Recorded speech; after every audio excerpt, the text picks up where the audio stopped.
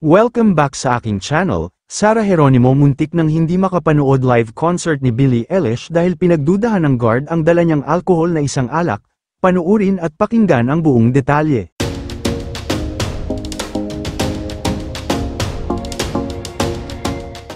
Muntik na ngang hindi makapasok sa concert ni Billie Eilish ang popstar royalty na si Sarah Geronimo na ginanap sa England. Sa Facebook reel na ipinakita ang kanyang mister na si Matteo Guidicelli, makikita na very excited pa ang mag-asawa habang papunta sa entrance ng O2 Arena na nasa London. Mapapanood din na pumili sila bago tuluyang makapasok sa venue, pero nang inspeksyonin ang bag ni Sarah ay tila hinarang siya ng security guard. Nang tanungin kasi siya kung ano yung laman ng nasa light blue na small bottle, ang sagot ni Sarah ay alcohol. Pero ang pagkakaintindi ng guard ay alak ito kaya hindi siya agad pinadaan at sinabihan siya na it's not allowed.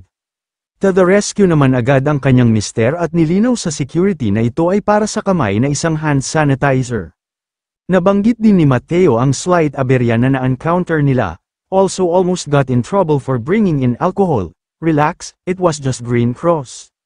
Kasunod niyan ay bigla siyang sumigway at nag-manifest na magkaroon ng collab sina Sarah G at Billie.